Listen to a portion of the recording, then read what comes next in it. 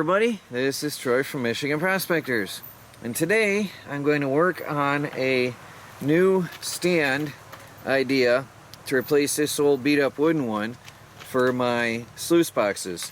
I want a lightweight, portable stand for any size and type and length of sluice box. So let me show you what I got. I got some PVC pipe here, and I got a bunch of fittings that I picked up, and I'm going to make some adjustable stands for my miller table and sluice boxes. And the idea is I'm going to have two stands so I can have one sluice box feed into another. Well, let's see how it works out. Now I've injured my wrist, this one, so it's sort of like a claw right now. So I'm not going to be taking you into the garage and showing you my awkwardness in cutting pieces. We'll skip that part. I'm making this wide so that I can use it for other projects in the future, and I've got 10 inches from end to end here in width, and these are the uprights where the legs will slide up and down through, and these cross members are the frame to hold it rigid, which will extend to the other side over here. Alright, there's the 2 ends for the base, and I just got to cut cross members, and we'll be back. Alright, there's the frame. I'm going to grab my sluice and set it on here. This is for my shorter sluice, so I'm going to make another longer one. But let's try this out. I'm going to set it on here. I'll be right back. Well, there's my Dream Mat sluice. I'm setting up a portable beach system, but I'm leaving room for expansion in case I ever want something wider on there. But there's that. Now also, I'm not gluing anything together right now until I'm sure what I got going on. So it's all pieced together. But there's the Dream Mat, and it fits on pretty good right there right now. So there's the frame. You could say upside down, either way you want it. I still have to drill some screw holes in the ends, which is going to be awkward. My hand is a claw from an injury, so my wife helped me cut these pieces for my longer one. It's just going to be really cool, but I'll get back to that in a minute. I've got to drill through these holes, and I'd like to tap the slots with my tap and die set. We'll see how that goes, if I can manage that or not, because then I can turn the screw and tighten that up and adjust these as needed. And that's the only thing left to do on this. So there's the Dream Mat sluice on its new stand. I have drilled and tapped screws in here carefully, and this one's crooked. I did it by hand, and it was awkward, but I got it. I will do better on the next one. But now they're adjustable. Turn of the screw, adjust the legs, set it up. And since I did not glue these in, the legs can be angled and turned to keep the thing stable in an upright position. Because if I were to only drop the legs, then the thing will sort of want to lean forward and the whole thing could collapse on me. So I do like that I did not glue these together here. It is adjustable this way. But there it is, adjustable sluice box stand with enough height to get a 5-gallon bucket under here and a tub that it would be sitting in. And infinitely adjustable with the screws in this way. Now, I'm thinking about making these for sale because I'm seeing the metal ones for $100 online. Metal can be bent, metal can rust, metal can be crushed in transportation, and PVC is pretty durable and flexible. So this is going to be hardcore field tested by me, and then I will be producing them in a much more professional manner. And I'm considering sinking in nuts on the inside for extra strength, because the plastic alone is not going to last forever. So with a nut countersunk in here, you've got more strength to torque down your legs. But there's my first ever prototype, and I've got the parts here to make another, which I figure I can do better on the drill press than I did here. So I'm going to get to that.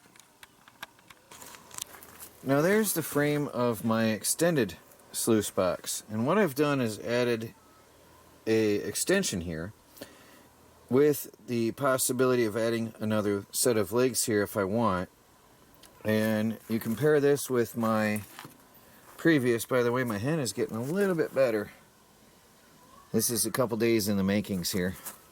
You can see what I've done is made this equivalent to the original in size, but with an extension for my bigger sluice box and miller table. That way I can fit the smaller sluice box on one of these as well, or the longer one as needed. And the original idea, or my end goal, is to be able to feed one into another later on out on the beach. I figure you can watch me do this. I've got it on a clamp. I have a sort of a vise clamped down to my drill press, which helps me align these T-pipes beautifully in place. So I still can't really move my wrist very much, but that's why I've got this mounted down so that I can come down here nice and slow and easy until I get pressure. This is a right-handed machine. Once I get pressure, then I got to use my left hand. Nice and easy, and we are through.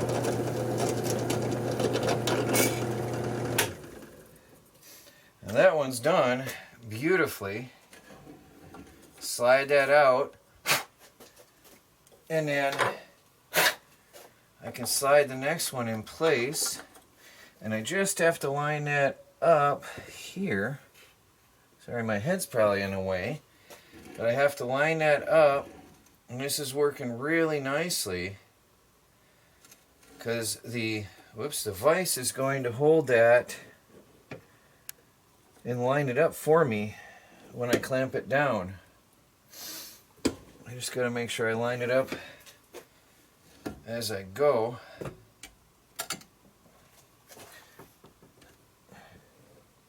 Alright, that way looks good. This still looks good.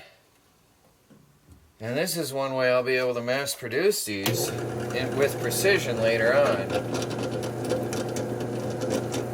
Of course, having two hands working properly is going to be so much better anyway. There we go.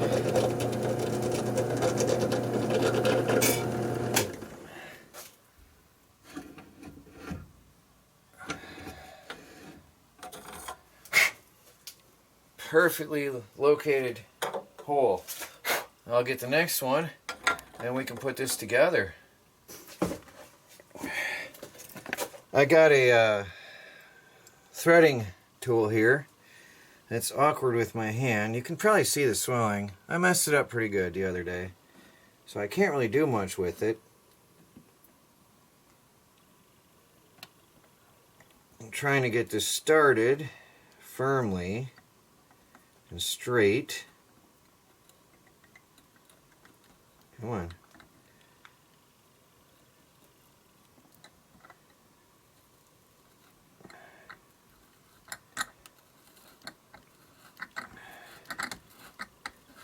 That hurts actually. Trying to do this on camera is not comfortable. I'm going to do it off camera. Okay, there are my two sluice box stands. Now, I hope you'll see the purpose of this was to give my shorter sluice box a resting surface here and here, and then another larger resting area for the longer sluice box and my miller table, which is longer. My large sluice box is 52 inches. My miller table is 36, I think, and this, I believe, is 28 or 30. I'll have to double check it. I started out with the idea of 30, but once I started cutting and piecing, it could be give or take an inch or so. But there's the idea, and if I decide I can put legs in there, but I don't expect I'm going to. And I believe it's going to take anything I can throw at it.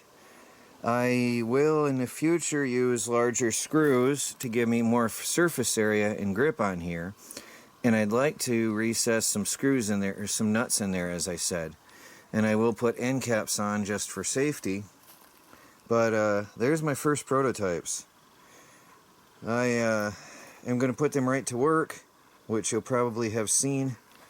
I need to use these before I finish this video because I have a project waiting for these. So we'll see how that turns out. But there they are.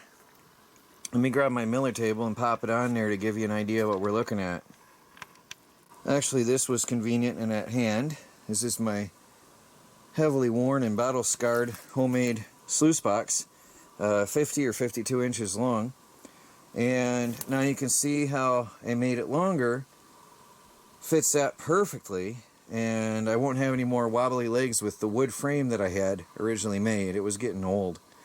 And then I still have the ability to use this with a shorter sluice as needed. So pretty cool setup. I got one for the short one and one for the long one. Well, I'm going to get these over to use here. Well, there it is. It adjusts low enough for the miller table and high enough to put a bucket under it for the sluice box. I like that. One size fits all. I like that. Multi-purpose. Alright guys, well, please like this video. Subscribe if you haven't. Never know what's coming tomorrow. This is Troy from Michigan Prospectors. Talk to you later.